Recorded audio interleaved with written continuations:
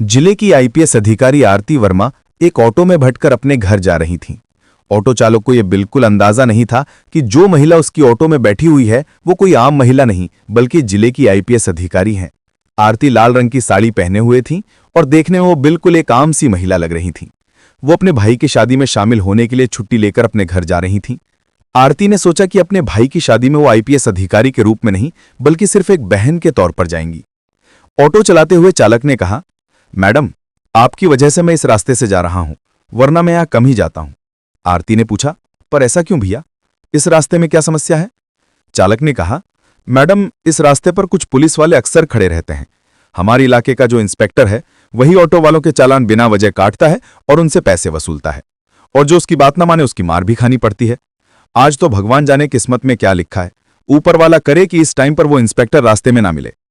थोड़ी ही दूर आगे बढ़ने पर उन्होंने देखा कि सड़क के किनारे इंस्पेक्टर मनीष राठौड़ अपने साथियों के साथ खड़ा था और वाहनों की चेकिंग कर रहा था। जैसे ही ऑटो उनके पास पहुंचा, मनीष ने लाठी से इशारा करके ऑटो को रोका। फिर गुस्से में बोला, अरे ओ पायलट, नीचे उतर, तेरे बाप की सड़क है क्या?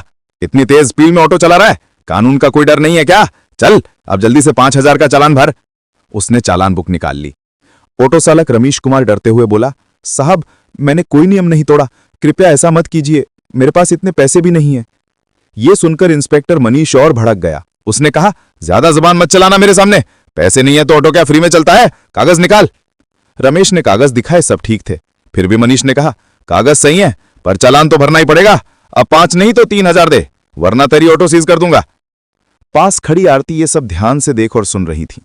उन्होंने देखा कि कैसे इंस्पेक्टर मनीष एक गरीब और मेहनती चालक को बिना वजह परेशान कर रहा है, उससे पैसे वसूलने की कोशिश कर रहा है, और जब चालक विरोध करता है तो मारपीट कर रहा है। आरती के मन में गुस्सा आया, पर उन्होंने खुद को शांत रखा ताकि पहले पूरी सच्चाई समझ सकें और फिर सही समय पर कार्रवाई कर सकें। रमेश ने दया की भीख में समझाने की कोशिश की, साहब, अभी मेरी आज की कमाई बस 300 रुपए है, मैं 3,000 रुपए कहां से दूं? मेरे घर में बच्चे हैं। पर मनीष को रहम ना आया। उसने रमेश का गिरेबान पकड़कर मारना शुरू कर दिया और चिल्लाया, पैसे दे वरना थाने का मजा चखाना जानता हूं। यह देख आरती अब खुद को रोक नहीं पाई। वो आगे बढ़ी और इंस्पेक्टर के सामने खड़ी होकर बोली, इंस्पेक्टर साहब, आप बिल्कुल गलत कर रहे हैं। जब ड्राइवर ने कोई गलती नहीं की तो आप चालान क्यों काट रहे हैं और मारपीट कर रहे हैं? यह कानून का उल्लंघन है। किसी गरीब पर इस तरह अत्याचार करने का आपको हक नहीं है। मनीष पहले ही गुस्से में था। आरती की बात सुनकर और भड़क उठा और कहा, अच्छा, अब तो मुझे सिखाए कि कानून क्या है। बहुत जबान चल रही है, लगता है तुझे भी जेल की हवा खिलानी पड़ेगी। उसने हवलदारों को आदेश दिया, चलो इन्हें थाने ले चलो, वहीं देखेंगे इनकी औकात। कुछ मिनट में 2 पुरुष कांस्टेबल और 2 महिला कांस्टेबल आगे बढ़कर आरती और रमेश को पकड़े और थाने ले आए। थाने पहुंचते ही मनीष ने कहा, इन्हें यहीं बिठा दो, इनकी औकात दिखानी पड़ेगी। हवलदारों ने दोनों को एक बेंच पर बिठा दिया। तभी मनीष के मोबाइल पर एक कॉल आया। उसने फोन उठाकर कहा, हां, आपका काम हो जाएगा, बस पैसे तैयार रखना, मैं सारा काम कर दूंगा। आरती और रमेश दोनों ये सब सुन रहे थे। आरती ने मन ही मन देखा कि ये इंस्पेक्टर ना सिर्फ सड़कों पर लोगों को परेशान करता है बल्कि थाने के अंदर भी रिश्वत लेकर काम निपटाता है। वो गरीबों को डराता है और उनसे पैसा वसूलता है। आरती ने गुस्से को दबाया और सोचा कि तात्कालिक गुस्से में कुछ ना करके सही सबूतों के साथ इसको बेनकाब करना होगा ताकि पूरा प्रशासन और शहर ये देखे। उन्होंने रमेश को शांति से भरोसा दिया, डरो मत, मैंने सब देखा है, मैं आपके साथ हूं, मैंने सब नोट कर लिया है और मैं इसे बेनकाब करूंगी, बस शांति से सब देखें। रमेश थोड़ा सहम कर पर भरोसा कर बैठा। थोड़ी देर बाद मनीष अपने केबिन में गया और रमेश को बुलाने के लिए हवलदार भेजा। रूम में आकर मनीष ने फिर धमकाया, अगर अपनी ऑटो बचानी है तो 3,000 दे दे, वरना मैं इसे सीज कर दूंगा और तेरे परिवार को तकलीफ होगी। डर के मारे रमेश ने जेब से झट से 2,000 रुपए निकाल लिए और दे दिए। कहा, मेरे पास बस इतना ही है, कृपया छोड़ दें। मनीष पैसे लेते हुए बोला, ठीक है, बाहर जाके बैठ जा, और वो औरत, उसे भी भेजो। रमेश बाहर आया और बोला, मैडम साहब आपको बुला रहे हैं। आरती बिना झिझक अंदर गई। मनीष ने नाम पूछा। आरती ने आत्मविश्वास से कहा, मेरे नाम से आपको क्या? और पुकारने वालों से कहा, आप बताइए, आपने किस लिए बुलाया है?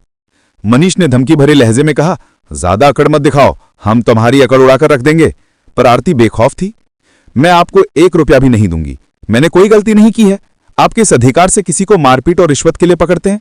यह सुन मनीष और आग बबूला हो उठा और हवलदार से कहा, इसी वक्त इसे लॉकअप में डालो। हवलदारों ने आदेश मानते हुए आरती को लॉकअप में बंद कर दिया। थाने के बाहर कुछ देर बाद एक पुलिस गाड़ी आई और बाहर एएसआई राजीव सिंह उतरे। उनके चेहरे पर चिंता साफ थी। वे सीधे थाने में गए और हवलदार से बोले, सुना है यहाँ किसी महिला को लॉकअप में बंद किया गया है, मुझे वो देखनी है। मनीष ने इरादतन कहा। हाँ बंद है, चल दिखाता हूं। पर जब लॉकअप का दरवाजा खोला गया, राजीव चिल्ला पड़े, तुमने ये क्या किया? क्या तुम्हें पता ये कौन है? ये हमारे जिले की आईपीएस अधिकारी हैं। मनीष के पैरों तले जमीन खिसक गई। अब उसे एहसास हुआ कि उसकी गलती कितनी बड़ी है। पोस्टर पर चल पड़ा। मामले की गंभीरता समझकर राजीव ने तुरंत अपने वरिष्ठों को सूचित किया। आधिकारिक चैनलों से सूचना एएसपी और जिला प्रशासन को भेजी गई। एएसपी ने रिपोर्ट देखकर तुरंत विजिलेंस और उच्च अधिकारी को कार्यवाही हेतु अवगत कराया। जिलाधिकारी कविता अय्यर और एसपी अनिल जोशी ने स्थिति की गंभीरता देखते हुए तत्काल थाने का औचक निरीक्षण किया। डीएम और एसपी थाने पर पहुंचे और उन्होंने मनीष से पूछा, तुमने किस अधिकार से किसी महिला को इस तरह थाने में रखा और बिना वजह लॉकअप में डाला? डीएम ने स्पष्ट कहा कि यह कृत्य कानून का उल्लंघन है। गरीबों से रिश्वत मांगना और मारपीट आपराधिक है। विजिलेंस टीम ने तुरंत मामले की विस्तृत जांच शुरू की। आरती और रमेश दोनों का बयान दर्ज हुआ। रमेश ने खुलकर बताया कि किस तरह मनीष ने उसे रोका, बेबुनियाद चालान भरने को कहा, धमकाया और आखिरकार पैसे लेकर जाने दिया। विजिलेंस ने थाने के सीसीटीवी फुटेज और रिकॉर्ड्स की पड़ताल की और पाया कि मनीष का यह व्यवहार सिर्फ एक बार नहीं है, कई बार उसने ऑटो चालकों और गरीबों से इसी तरह वसूली की है। अगली सुबह सवेरे अधिकारियों की फौज सड़कों पर और थाने में दिखी। एसपी और विजिलेंस टीम ने मिलकर ठोस कार्यवाही की। मनीष को गिरफ्तार कर लिया गया। उसके खिलाफ अनुशासनात्मक और आपराधिक कार्यवाही शुरू हुई। थाने पर हुई कार्यवाही सार्वजनिक हुई ताकि लोगों को भरोसा हो कि दुरुपयोग और भ्रष्टाचार बर्दाश्त नहीं किया जाएगा।